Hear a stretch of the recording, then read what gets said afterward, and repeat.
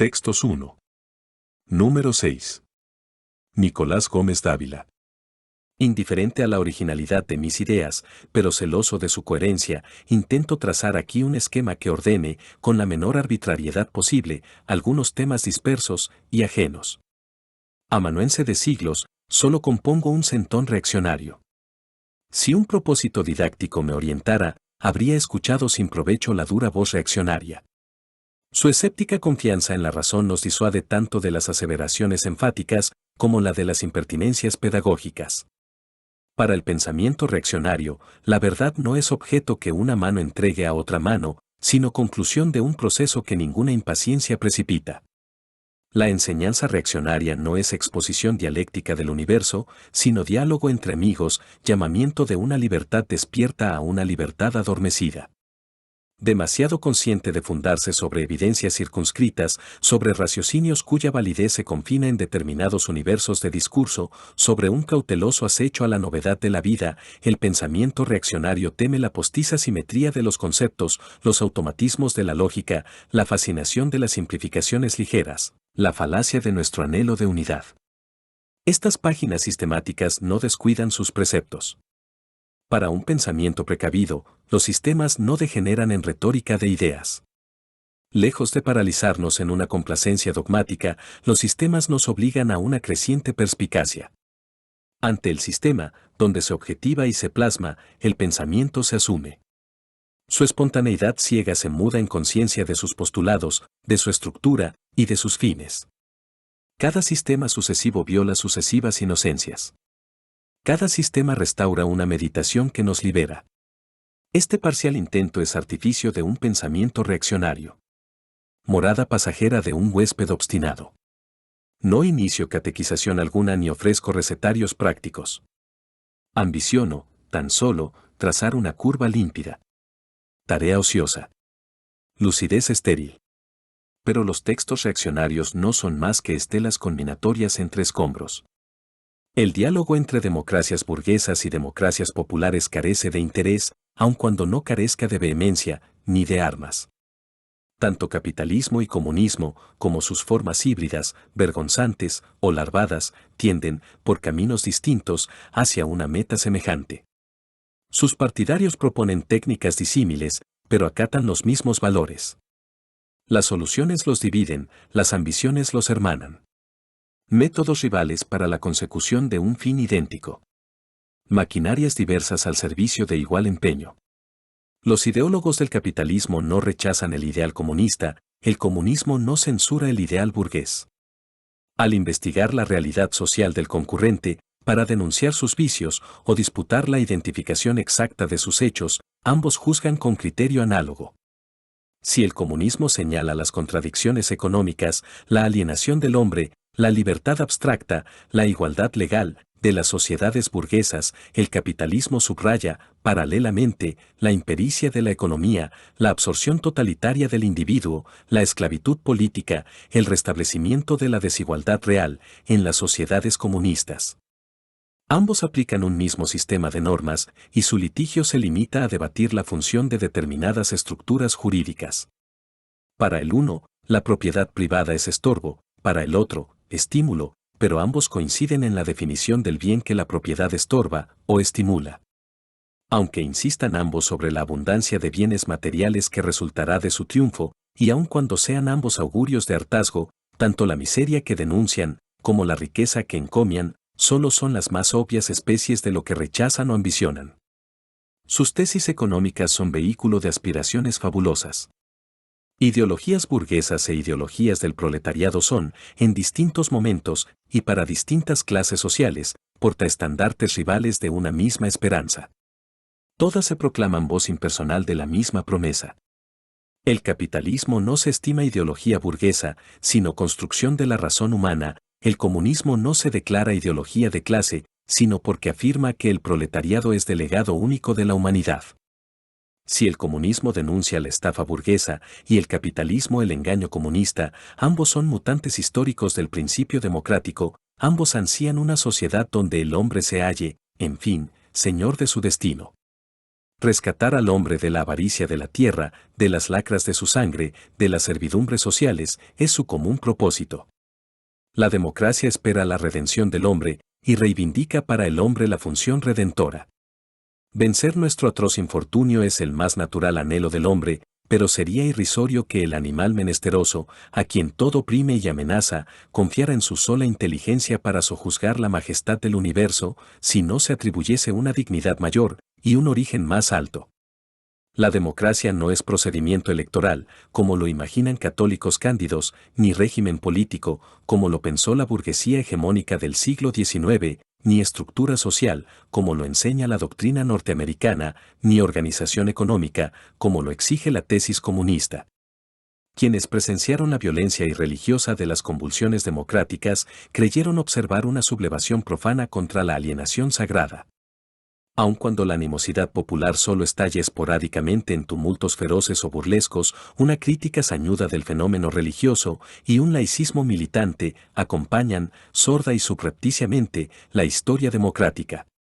Sus propósitos explícitos parecen subordinarse a una voluntad más honda, a veces oculta, a veces pública, callada a veces estridente, de secularizar la sociedad y el mundo.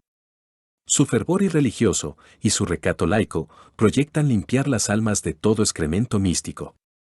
Sin embargo, otros observadores de sus instantes críticos o de sus formas extremas han repetidamente señalado su coloración religiosa. El dogmatismo de sus doctrinas, su propagación infecciosa, la consagración fanática que inspira, la confianza febril que despierta, han sugerido paralelos inquietantes. La sociología de las revoluciones democráticas resucita categorías elaboradas por la historia de las religiones, profeta, misión, secta. Metáforas curiosamente necesarias. El aspecto religioso del fenómeno democrático suele explicarse de dos maneras distintas. Para la sociología burguesa, las semejanzas resultan del sacudimiento que tumultos sociales propagan en los estratos emotivos en donde estiman que la religión se origina. Para la sociología comunista, la similitud confirma el carácter social de las actitudes religiosas. Allí toda emoción intensa asume formas religiosas, aquí toda religión es disfraz de fines sociales. La sociología burguesa no alcanza la penetración de las tesis marxistas. Las vagas genealogías con que se satisfacen no se comparan a la identificación precisa que el marxismo define. El rigor del sistema marxista lo precave de equívocos, espejo de la verdad, podría decirse que basta invertirlo, para no errar. Las filosofías de la historia, más que síntesis ambiciosas, son herramientas del conocimiento histórico. Cada filosofía se propone definir la relación entre el hombre y sus actos. El problema de la filosofía de la historia es de una generalidad absoluta, porque todo objeto de la conciencia es acto, anteriormente a la definición de su estatuto metafísico, que es acto también. La manera de definir la relación entre el hombre y sus actos determina toda explicación del universo. Las definiciones filosóficas de la relación concreta son teorías de la motivación humana. Las teorías interrogan los hechos para despertarlos de su inercia insignificativa y penetran, como nexos inteligibles, en su masa amorfa. Ninguna teoría es falsa, porque la relación concreta es estructura compleja y rica, pero cada una, aisladamente, sacrifica la espesa trama histórica a una ordenación arbitraria y descarnada. Para evitar falsificaciones patentes, el historiador emplea, simultánea o sucesivamente, las diversas teorías propuestas: urgencia del instinto, determinación étnica, condicionamiento geográfico, necesidad económica, progresión intelectual, propósito axiológico, resolución caprichosa. Pero aun si el tacto de la imaginación lo protege de las torpezas sistemáticas, la incoherencia de su procedimiento lo limita a una yuxtaposición casual de factores. Las diversas teorías no forman sendos sistemas cerrados, ni su agrupación accidental sobrepasa aciertos esporádicos y fortuitos. Toda situación histórica encierra la totalidad de motivaciones posibles, con una predominancia alternada, y las concretas configuraciones de motivos dependen de un principio general que las ordena. A cualquier tipo de motivación a que preferencialmente pertenezca, y en cualquier configuración en donde se sitúe, todo acto cualquiera se halla orientado por una opción religiosa previa. Tanto los encadenamientos lineales de actos de igual especie, como los vínculos entre agrupaciones de actos heterogéneos, son función de su campo religioso. El individuo ignora usualmente la opción primigenia que lo determina, pero el rumbo de sus instintos, la preeminencia de tal o cual carácter étnico, la prevalencia de diversas influencias geográficas, la vigencia de determinada necesidad económica, la preponderación de ciertas conclusiones especulativas, la validez de unos u otros fines, la primacía de voliciones distintas, son efectos de una opción radical ante el ser, de una postura básica ante Dios. Todo acto se inscribe en una multitud simultánea de contextos, pero un contexto unívoco, inmoto y último, lo circunscribe a todos. Una noción de Dios, explícita o tácita, es el contexto final que los ordena. La relación entre el hombre y sus actos es una relación mediatizada. La relación entre el hombre y sus actos es relación entre definiciones de Dios y actos del hombre. El individuo histórico es su opción religiosa. Ninguna situación concreta es analizable, sin residuos, o dilucidable, coherentemente, mientras no se determine el tipo de fallo teológico que la estructura. El análisis religioso, que permite dibujar las articulaciones de la historia, la disposición interna de los hechos y el orden auténtico de la persona, es de carácter empírico y no presupone, ni para definirlo, ni para aplicarlo, una fe cualquiera. Sin presumir la objetividad de la experiencia religiosa, constatando, tan solo, su realidad fenomenal, el análisis la asume, metódicamente, como factor determinante de toda condición concreta. Solo el análisis religioso, al sondar un hecho democrático cualquiera, nos esclarece la naturaleza del fenómeno y nos permite atribuir a la democracia su dimensión exacta. Procediendo de distinta manera, nunca logramos establecer su definición genética, ni mostrar la coherencia de sus formas, ni relatar su historia. La democracia es una religión antropoteísta. Su principio es una opción de carácter religioso, un acto por el cual el hombre asume al hombre como Dios. Su doctrina es una teología del hombre-Dios, su práctica es la realización del principio en comportamientos, en instituciones y en obras. La divinidad que la democracia atribuye al hombre no es figura de retórica, imagen poética, hipérbole inocente, en fin, sino definición teológica estricta. La democracia nos proclama con elocuencia, y usando de un léxico vago, la eminente dignidad del hombre, la nobleza de su destino o de su origen, su predominio intelectual sobre el universo de la materia y del instinto. La antropología democrática trata de un ser a quien convienen los atributos clásicos de Dios. Las religiones antropoteístas forman un grupo homogéneo de actitudes religiosas que no es lícito confundir con las teologías panteístas. El Dios del panteísmo es el universo mismo como vuelo de un gran pájaro celeste, para el antropoteísmo, el universo es estorbo o herramienta del Dios humano. El antropoteísmo, ante la miseria actual de nuestra condición, define la divinidad del hombre como una realidad pasada o como una realidad futura. En su presente de infortunio, el hombre es un Dios caído o un Dios naciente. El antropoteísmo plantea un primer dilema al Dios bifronte. Las cosmogonías órficas y las sectas gnósticas son antropoteísmos retrospectivos, la moderna religión democrática es antropoteísmo futurista. Aquellas son doctrina de una catástrofe cósmica, de un Dios desmembrado, de una luz cautiva, esta es doctrina de una teogonía dolorosa. El antropoteísmo retrospectivo es un dualismo sombrío, el antropoteísmo futurista, un monismo jubiloso. La doctrina dualista enseña la absorción del hombre en la materia prava y el retorno penoso a su esplendor pretérito, la doctrina monista anuncia la germinación de su gloria. Dios prisionero en la torpe inercia de su carne, o Dios que la materia levanta como su grito de victoria. El hombre es vestigio de su condición perdida, o arcilla de su condición futura. Antropoteísmos dualistas y antropoteísmo monista son anomismos éticos. Ambos se compactan en secta de elegidos. Ambos son insurrecciones metafísicas. La doctrina democrática es una superestructura ideológica pacientemente adaptada a sus postulados religiosos. Su antropología tendenciosa se prolonga en apologética militante. Si la una define al hombre de manera compatible con su divinidad postulada, la otra, para corroborar el mito, define al universo de manera compatible con esa artificiosa definición del hombre. La doctrina no tiene finalidad especulativa. Toda tesis democrática es argumento de litigante y no veredicto de juez. Una breve definición mueve su máquina doctrinal. Con el fin de cumplir su propósito teológico, la antropología democrática define al hombre como voluntad. Para que el hombre sea Dios, es forzoso atribuirle la voluntad como esencia, reconocer en la voluntad el principio y la materia misma de su ser. La voluntad esencial, en efecto, es suficiencia pura. La voluntad esencial es atributo tautológico de la autonomía absoluta.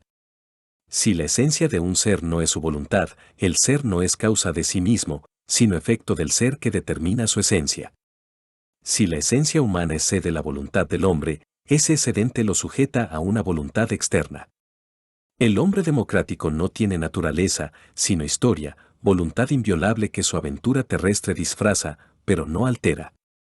Si la voluntad es su esencia, el hombre es libertad pura, porque la libertad es determinación autónoma. Voluntad esencial, el hombre es esencial libertad. El hombre democrático no es libertad condicionada, libertad que una naturaleza humana supedita, sino libertad total. Solo sus actos libres son actos de su esencia, y lo que aminora su libertad lo corroe. El hombre no puede someterse, sin dimitir. Su libertad no prescribe, porque una esencia no prescribe. Como su libertad no es concesión de una voluntad ajena, sino acto analítico de su esencia, la autonomía de la voluntad es irrestricta y su soberanía perfecta. Solo la abolición gratuita es legítima, porque solo ella es soberana. Siendo soberana, la voluntad es idéntica en todos. Accidentes que no alteran la esencia nos distinguen. La diferencia entre los hombres no afecta la naturaleza de la voluntad de ninguno, y una desigualdad real violaría la identidad de esencia que los funda. Todos los hombres son iguales, a pesar de su variedad aparente. Para la antropología democrática, los hombres son voluntades libres, soberanas e iguales. Después de asentar su definición antropológica, la doctrina procede a elaborar las 4 tesis ideológicas de su apologética. La primera, y la más obvia, de las ideologías democráticas es el ateísmo patético.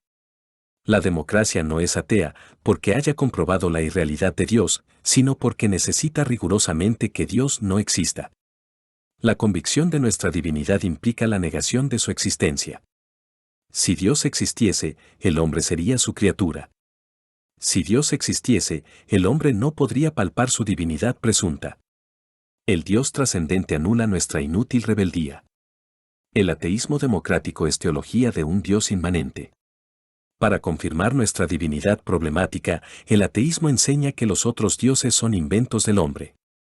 Hijos del terror, o del sueño, símbolos de la sociedad, o de nuestras raíces obscenas. Mitos que cumplen la alienación suprema. La democracia afirma que la carroña de la libertad humana es cuna de los enjambres sagrados. La idea del progreso es la teodicea del antropoteísmo futurista, la teodicea del Dios que despierta desde la insignificancia del abismo. El progreso es la justificación de la condición actual del hombre y de sus ulteriores teofanías. El ser que reprime, con ritos precarios, el murmullo de su animalidad recalcitrante, no cree en su divinidad oculta, sino imagina que la materia primitiva es máquina productora de dioses. Si un proceso de perfeccionamiento inevitable no suplanta la reiteración del tiempo, si lo complejo no proviene de lo simple, si lo inferior no engendra los términos superiores de las series, si la razón no emerge de una neutralidad pretérita, si la noche no es preparación evangélica a la luz, si el bien no es faz del mal arrepentido, el hombre no es Dios. No bastan las recetas que almacena para que su inteligencia presienta, en el cálculo de comportamientos externos, premisas de su omnisciencia futura. No basta la leve impronta de sus gestos sobre la corteza de la tierra, para presumir que la astucia de sus manos le prepara una omnipotencia divina. El progreso es dogma que requiere una fe previa. Para garantizar al hombre que transformará el universo, y logrará labrarlo a la medida de su anhelo, la democracia enseña que nuestro esfuerzo demiúrgico prolonga el ímpetu que solevanta la materia. Que el motor del progreso sea una dialéctica interna, un pasaje de la homogeneidad primitiva a una heterogeneidad creciente, una serie de emergencias sucesivas, o el empeño atrevido de un aborto de la necesidad, la doctrina supone que un demiurgo ausente, desde su inexistencia primera, elabora el alimento de su epifanía futura. La teoría de los valores es la más espinosa empresa de la ideología democrática. Ateísmo y progreso solo piden una retórica enfática, porque la existencia de Dios no es obvia, porque un simple ademán hacia el futuro confirma la fe de un progresista vacilante, mientras que la presencia de valores es hecho que anula los postulados democráticos, con insolencia tranquila. Si placer y dolor ya muestran una independencia inquietante, que subsiste de nuestra divinidad proclamada, si la verdad nos ata a una naturaleza de las cosas, si el bien obliga como un llamamiento irresistible, si la belleza existe en la pulpa del objeto. Si el hombre no es el supremo hacedor de los valores, el hombre es un viajero taciturno entre misterios, el hombre atraviesa los dominios de un incógnito monarca. Según la doctrina democrática, el valor es un estado subjetivo que comprueba la concordancia entre una voluntad y un hecho.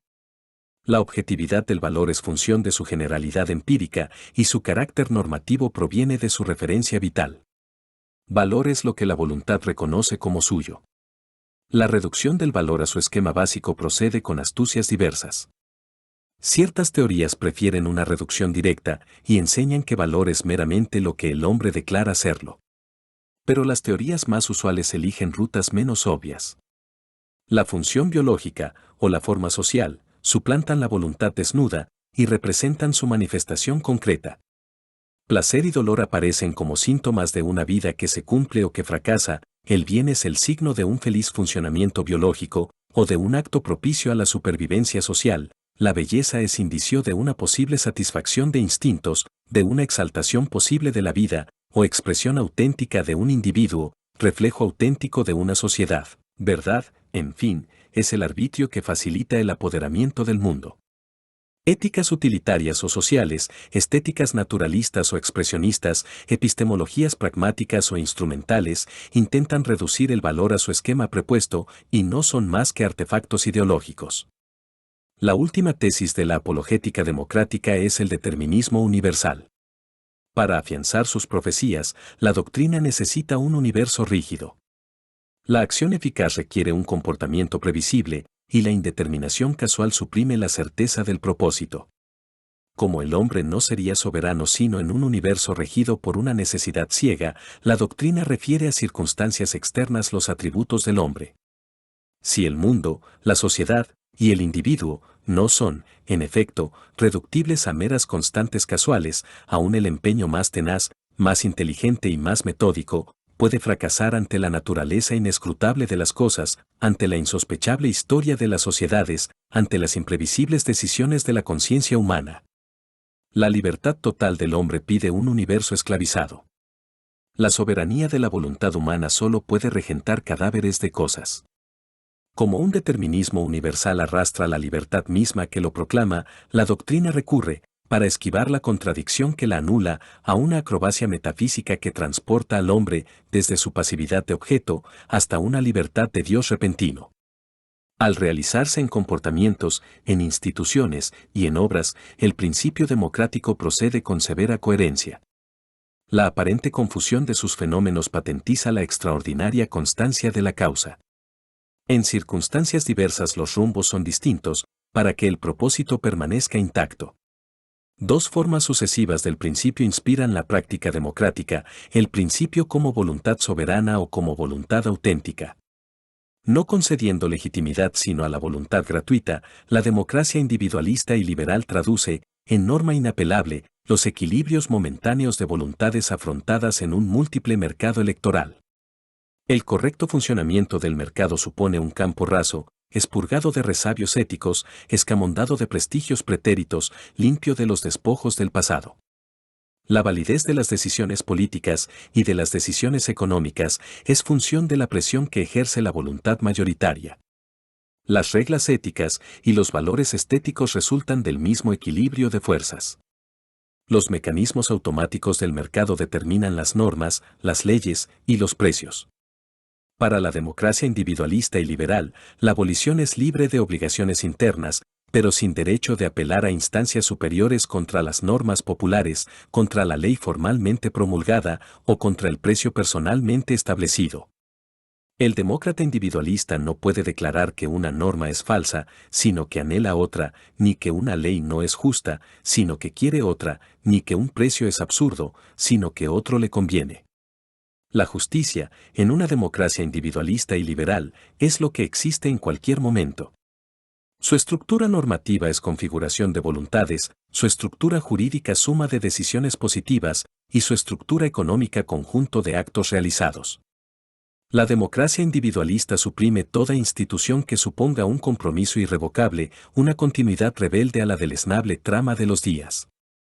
El demócrata rechaza el peso del pasado y no acepta el riesgo del futuro.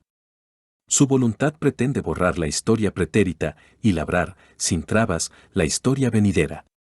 Incapaz de lealtad a una empresa remitida por los años, su presente no se apoya sobre el espesor del tiempo, sus días aspiran a la discontinuidad de un reloj siniestro. La sociedad regida por la primera forma del principio democrático inclina hacia la anarquía teórica de la economía capitalista y del sufragio universal. El principio reviste su segunda forma, cuando el uso de la libertad amenaza los postulados democráticos. Pero la transformación de la democracia liberal e individualista en democracia colectiva y despótica no quebranta el propósito democrático ni adultera los fines prometidos. La primera forma contiene y lleva la segunda como una prolongación histórica posible y como una consecuencia teórica necesaria.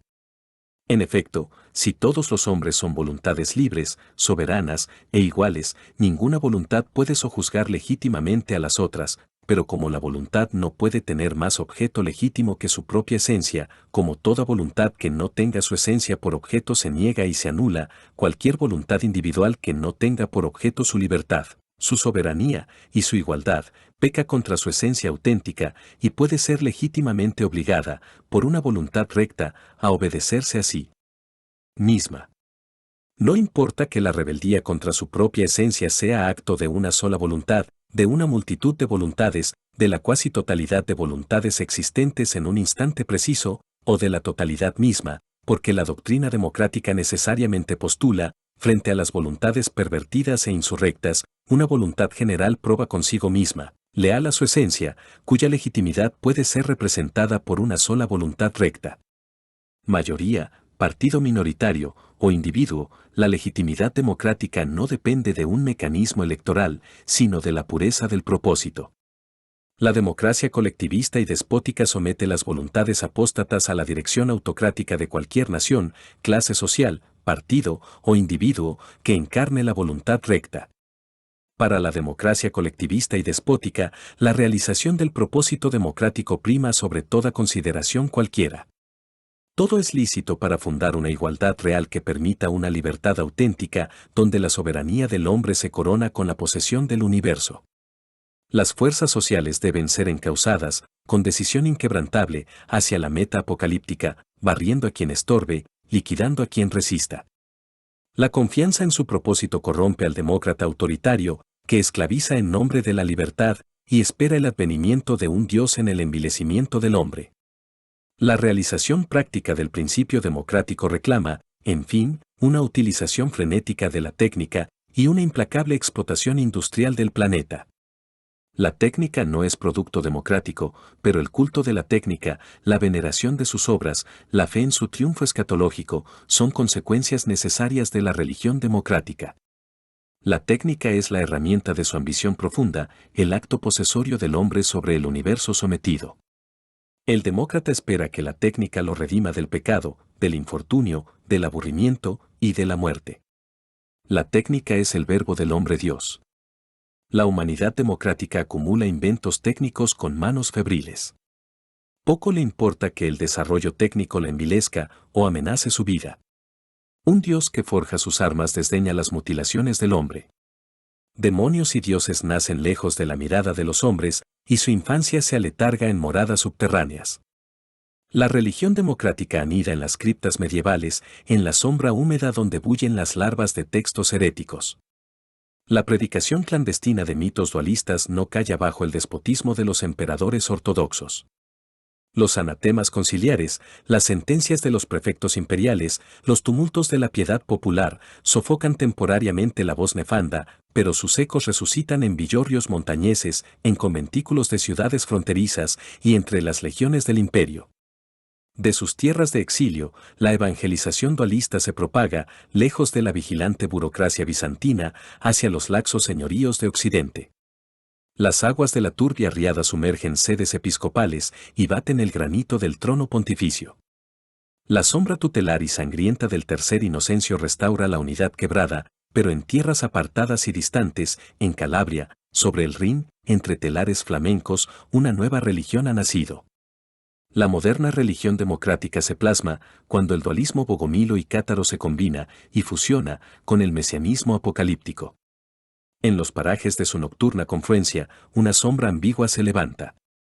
La esperanza mesiánica que el cristianismo cumple y a su vez renueva, irrita reiteradamente la febril paciencia del hombre.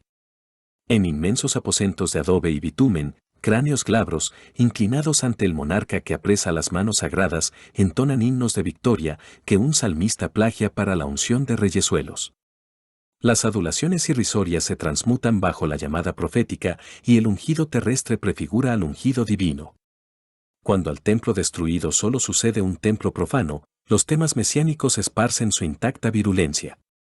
La impotencia política asusa la esperanza mesiánica.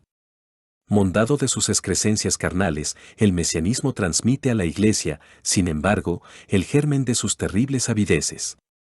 Muchedumbres esperan el descenso de la ciudad celeste y la primera encarnación del Paracleto anuncia, entre profetisas desnudas, las cosechas quiliásticas. La expectativa de un terrestre reino de los santos exalta la piedad de solitarios y la miseria de las turbas. Anhelos del alma y venganzas de la carne embriagan, con sus jugos ácidos, corazones contritos y vanidades crispadas. El mesianismo vulgar se nutre de los más nobles sueños y de las pasiones más viles. Pero aún los mesianismos carnales esperan, como un don divino, la floración sangrienta. Los milenarismos militantes son arrebatos de impaciencia humana y no simulacros de omnipotencia divina. Solamente cuando el rector de la horda gemebunda, el constructor de la Jerusalén celeste, el juez del tribunal irrecusable, es el hombre mismo, el hombre solo, cuando el Dios caído de las heterodoxias gnósticas se confunde con la hipóstasis soteriológica de la teología trinitaria, solamente cuando el Mesías prometido es la humanidad divinizada, solamente entonces el hombre Dios de la religión democrática se yergue, lentamente, de su lodo humano. Al abandonar la penumbra de su incubación furtiva, la religión democrática se propaga a través de los siglos, elaborando, con maligna astucia, la superestructura colosal de sus ideologías sucesivas. Hija del orgullo humano, todo lo que inflama el orgullo, enciende la fuliginosa antorcha. Su propagación no requiere sino que el orgullo fulgure, porque una nube fugaz vela el sol inteligible. Pero el orgullo mismo crea las tinieblas donde solo su propia luz resplandece. Toda conversión acaece en las recámaras del alma, donde la libertad se rinde a las instigaciones del orgullo. Nada existe que no pueda seducirnos, una virtud que se deslumbra a sí misma, un vicio que se desfigura a sus propios ojos. Basta que un solo tema nos adule, para que acatemos la doctrina entera. Cuando hemos sucumbido a la servil insidia, el desorden aparente de nuestros actos obedece a una presión que lo orienta. Como la doctrina democrática puede exhibir, en cualquier instante y en cualquier individuo, la suma íntegra de sus consecuencias teóricas, su historia no presenta un desenvolvimiento doctrinal, sino una progresiva posesión del mundo. La democracia registra su bautismo sobre la faz escarnecida de Bonifacio VIII. El gesto procaz envuelve en la púrpura de su insulto, como en un sudario pontificio, el sacro imperio agonizante y la sombra indiferente de los grandes papas medievales. Los legistas cesáreos resucitan para restaurar la potestad tribunicia. El Estado moderno ha nacido. La proclamación de la soberanía del Estado necesita varios siglos, pero las reformas políticas y los separatismos religiosos que la preparan son sucesos que una firme voluntad usurpa o elabora. Los Estados nacionales son retorta del Estado soberano. Antes de decretar la soberanía del hombre, la empresa democrática deslinda el recinto donde la promulgación parezca lícita.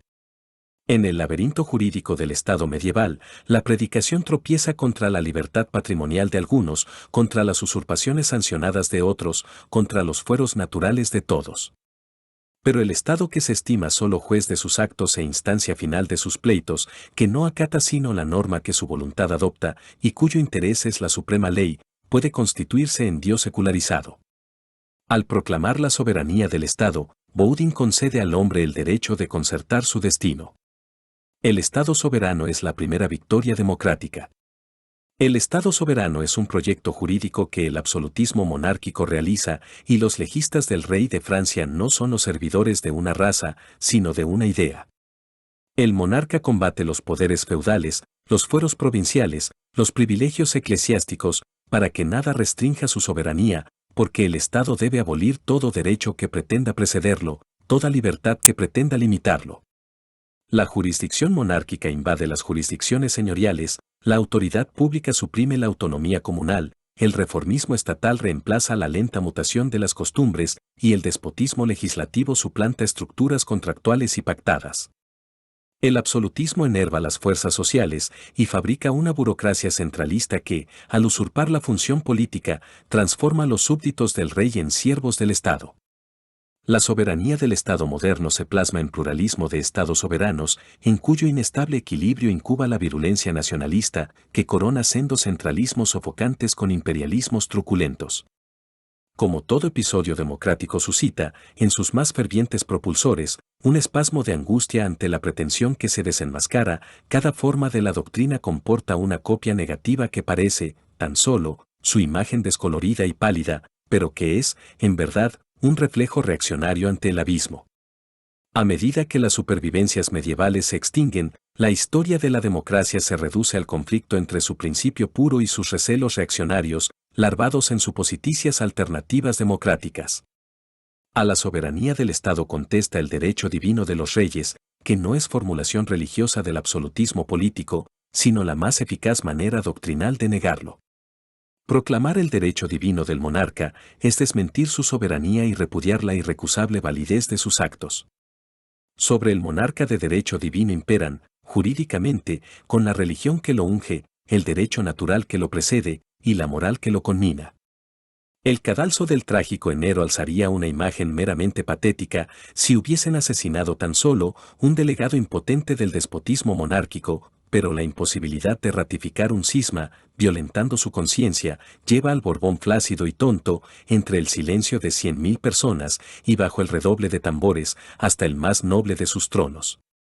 La segunda etapa de la invasión democrática se inicia cuando el hombre reclama, en el marco del Estado soberano, la soberanía que la doctrina le concede. Toda revolución democrática consolida al Estado. El pueblo revolucionario no se alza contra el Estado omnipotente, sino contra sus posesores momentáneos. El pueblo no protesta contra la soberanía que lo oprime, sino contra sus detentadores envidiados.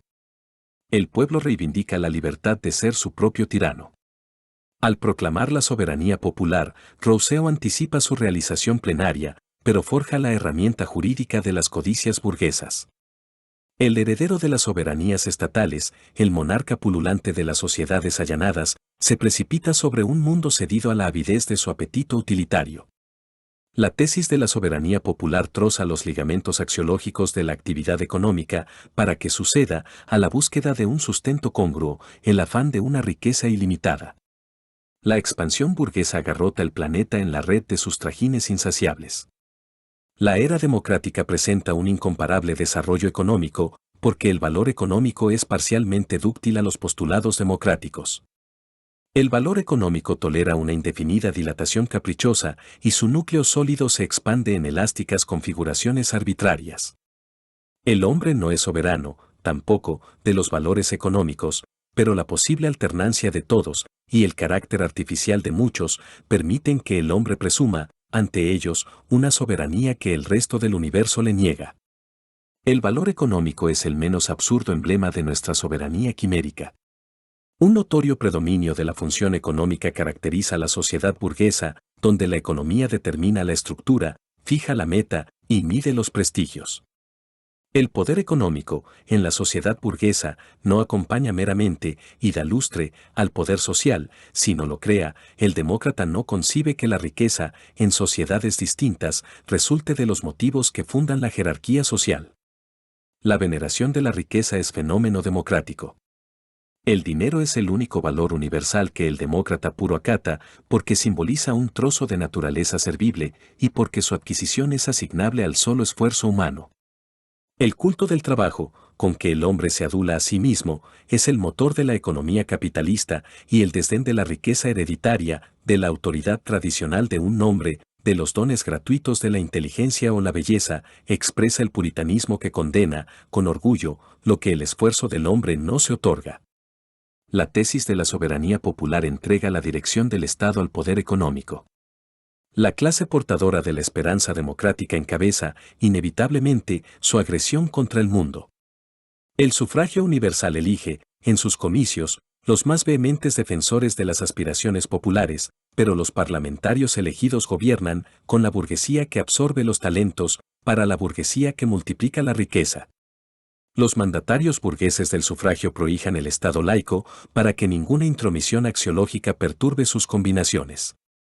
Quien tolera que un reparo religioso inquiete la prosperidad de un negocio, que un argumento ético suprima un adelanto técnico, que un motivo estético modifique un proyecto político, hiere la sensibilidad burguesa y traiciona la empresa democrática. La tesis de la soberanía popular entrega, a cada hombre, la soberana determinación de su destino. Soberano, el hombre no depende sino de su caprichosa voluntad. Totalmente libre, el solo fin de sus actos es la expresión inequívoca de su ser. La rapiña económica culmina en un individualismo mezquino, donde la indiferencia ética se prolonga en anarquía intelectual. La fealdad de una civilización sin estilo patentiza el triunfo de la soberanía promulgada, como si una vulgaridad impúdica fuese el trofeo apetecido por las faenas democráticas. En las llamas de la proclamación inepta, el individuo arroja, como ropajes hipócritas, los ritos que lo amparan, las convenciones que lo abrigan, los gestos tradicionales que lo educan.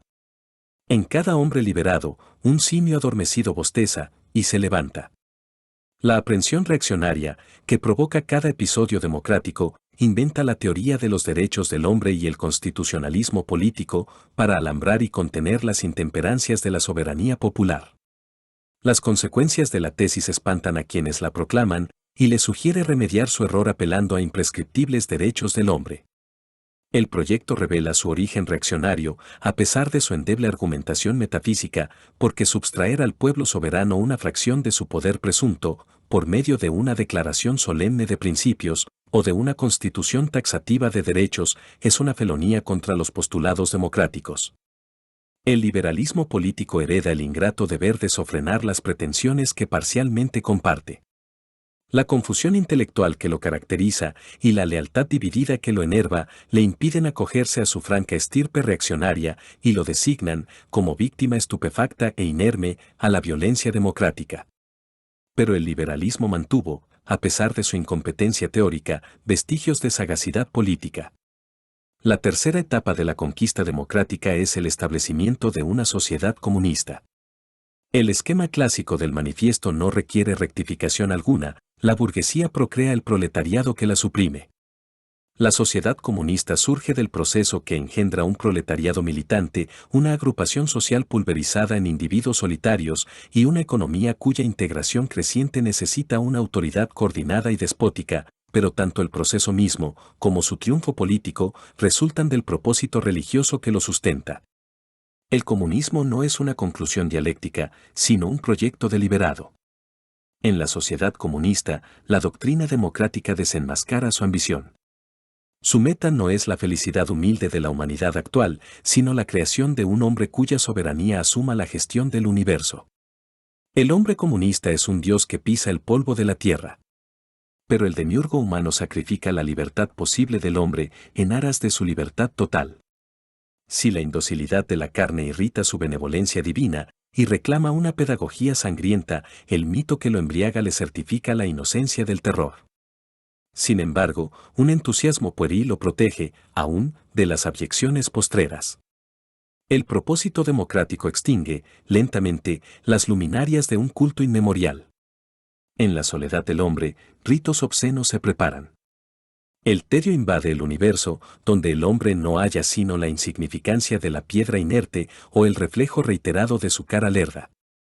Al comprobar la vanidad de su empeño, el hombre se refugia en la guarida atroz de los dioses heridos. La crueldad solaza su agonía. El hombre olvida su impotencia y remeda la omnipotencia divina ante el dolor inútil de otro hombre a quien tortura. En el universo del Dios muerto y del Dios abortado, el espacio, atónito, sospecha que su oquedad se roza con la lisa seda de unas alas. Contra la insurrección suprema, Una total rebeldía nos levanta. El rechazo integral de la doctrina democrática es el reducto final, y exiguo, de la libertad humana. En nuestro tiempo, la rebeldía es reaccionaria, o no es más que una farsa hipócrita y fácil.